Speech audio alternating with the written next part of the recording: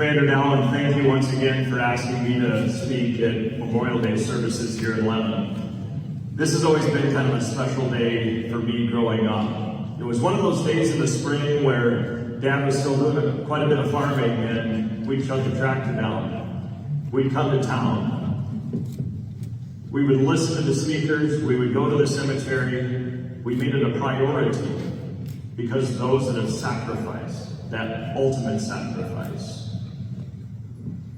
And I can't help but think today that there should be a few more people sitting here in the armory. Next year, I challenge each and one of you here today that's made this a priority. Talk to a friend, talk to a young family, invite them here for just a few moments on a Memorial Day weekend to think about the ultimate sacrifice of those men and women in uniform for us, for our freedom, for our liberty. When thinking about what to talk about on Memorial Day, and I've done a couple of these, there's always an instinct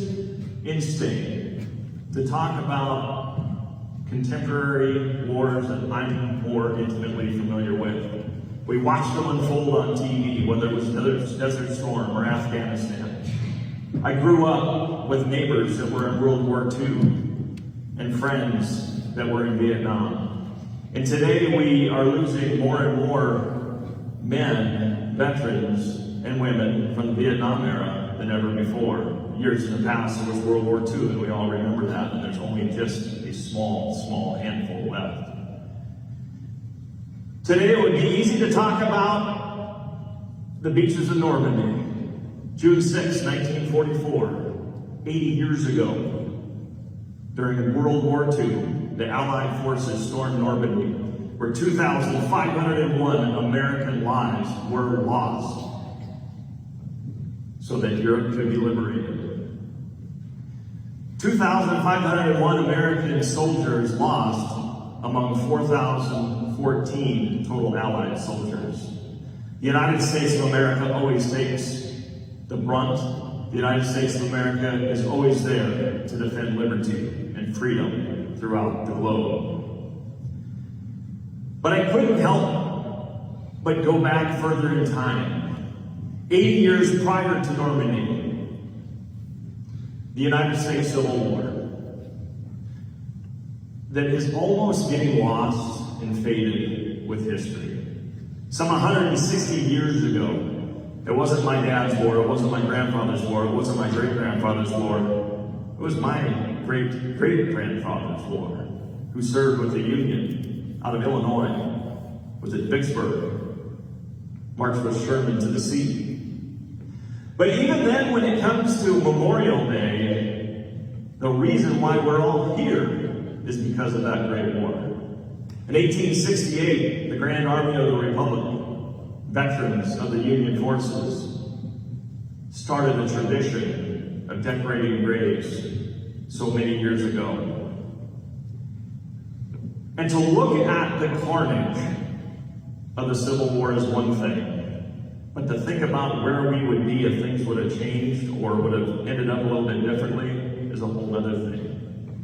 655,000 on both sides casualties during the Civil War. And as the course of that war drug on, at the beginning they thought it was going to be a matter of months, weeks even. The Battle of Bull Run, the first one, men and women from Washington, D.C. got on their carriages and horses with picnic baskets to watch the Union Army whoop the rebels. Well, folks, it was 4 years later, and copious amounts of blood spilled before this country was able to once again heal itself and be the force that it is in the world during the last century and this century. The amount of blood is unimaginable, and I can't help but think of going back to one turning point during the course of that war. By all means, the North should have won early. It was industrialized, it had more population, it had more wealth. On the other hand, most of the battles were taking place in the Confederate States of America. They were defending their home territory, their homeland, and their way of life.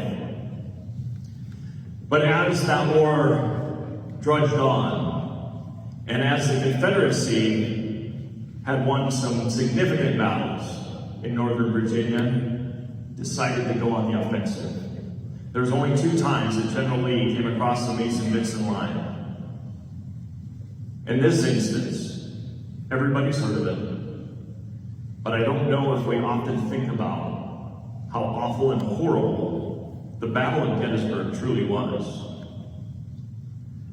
85,000 Union troops, 65,000 Confederate troops are amassed in a little town in Pennsylvania called Gettysburg. The battle took place between July 1st and July 3rd of 1863. It was a battle that, had the results been different, I think it's fair to say we wouldn't be sitting here today. If the Confederacy would have won, the capital city of Washington, D.C. could have very well fallen shortly thereafter. But it was the men wearing the Union uniform that fought and died to preserve this Union. To preserve this Union where each and every one of us here today enjoys its freedoms and liberty. That cost, that price, within 3 days, 28,000 casualties of war on the Confederate side. 23,000 casualties of war on the Union side. In 3 days. That's like taking out the population of Aberdeen, South Dakota. Stop and think about that. And think about the sacrifice. And think about what it meant to stand and fight brother against brother. Those casualties constituting those killed, wounded, and missing. That is an incredible number to fathom, to think about. That those men willingly fought for this country. Had the Confederacy won that war, had Lee not ordered Pickett's charge, this would be an entirely different country today. I don't know what it would look like, but I know one thing. I know this country would not have been strong enough to put down a dictator in Germany during World War II. Had that not happened. It took blood, it took lives, and today we pause. And I thank you all here for taking pause, that moment, to think about those that have made the ultimate sacrifice for this country and for our freedoms. Shortly after that bloody war, which historians will say was one of the bloodiest in U.S. history, within that 3-day period, on July 4th, 1863, Robert E. Lee turned south to never return back across the Mason-Dixon line.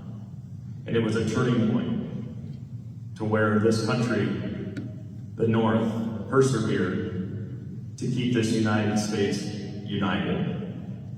And during that time, there was a great man, and I don't have to get into detail. We all know him. We all grew up learning about him. Today, I wonder whether or not our kids in school are learning about him. But there was a man by the name of Abraham Lincoln. And can you imagine the stress? Can you imagine the heartbreak? Can you imagine waking up every single morning during the course of that bloody war and knowing that you're the man that's ordering these people into battle? From what I've learned and what I've studied, things about Abraham Lincoln, he's a brilliant man. But one thing that always stands out, months after the Battle of Gettysburg, November of 1863, there was a dedication in Gettysburg, Pennsylvania at the cemetery. And of course, we all know the Gettysburg Address. Did you know there was a 2-hour speech prior to Lincoln's address? And Lincoln figured nobody would pay attention to what he said that day. And now the Gettysburg Address is with those documents that we revere so much. The Declaration of Independence, our Constitution. And I know I'm risking sounding cliche because I know at one point or another, everybody in this room has heard the Gettysburg Address. But have you contemplated, have you thought about those words of that day? And even if you've never heard the whole thing, you know the first few lines of it. So after a 2-hour speech, Abraham Lincoln approached the podium, took a speech out of his stovepipe hat, and he read it. 227 words, right around 2 minutes, that have seared those words on this country's history from that time forward. And as you read and you contemplate, understand that this speech, while given at Gettysburg, Pennsylvania, could be given at any battle cemetery throughout the world. Whether in Europe, whether in Vietnam, whether in this country, these words ring true. Please allow me to share it. 407 years ago, our fathers brought forth on this continent a new nation, conceived in liberty, and dedicated to the proposition that all men are created equal. Now we are engaged in a great civil war, testing whether that nation, or any nation so conceived and so dedicated, can long endure. We are met on a great battlefield of that war. We have come to dedicate a portion of that field as a final resting place for those here gave their lives that nation might live. It is altogether fitting and proper we should do this. But in a larger sense, we cannot dedicate, we cannot consecrate, we cannot hallow this ground. The brave men, living and dead, who struggle here have consecrated far above our poor power to add or detract. The world will little note nor long remember what we say here, but it can never forget what they did here. It is for us, the living, rather, to be dedicated here to the unfinished work which they who fought here have thus so far nobly advanced. It is rather for us to be here dedicated to the great task remaining before us, that from these honored dead we take increased devotion to that cause for which they gave the last full measure of devotion. That we here highly resolve that these dead shall not have died in vain, that this nation, under God, shall have a new birth of freedom, and that government of the people, by the people, for the people, shall not perish from the earth. We won't all wear the uniform, and I thank those that have. I truly thank those that have sacrificed from their families, and I truly thank those that have made the ultimate sacrifice. For those that have not worn the uniform, will we highly resolve that these dead shall not have died in vain, as Lincoln asked us to? I never wore the uniform, but I resolve that those dead shall not die in vain. That my country means something, that my country is special, that my country has been placed on this planet by Almighty God. It wasn't consequence, it wasn't happenstance that men in 1788 drafted a constitution. It was by the providence of Almighty God. For the reason that we're here today, and the reason that we live in a country, the freest country, the best country, a country that I truly love, and we are all honored to share in that. Thank you for that ultimate sacrifice. As we go up to the cemetery today, think and reflect what it means. What it means to be an American, and what it means to those that have lost those in battle.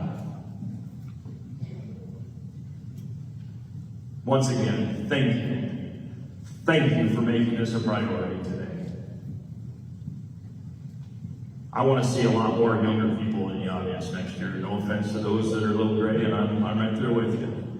We need to pass on this heritage. We need to pass on what it means to be an American. We need to understand why we have Memorial Day. The lake is great, but you've got all summer to be there. I want to thank you once again for allowing me to share a few words, and I wish you all a reflective Memorial Day. Thank you.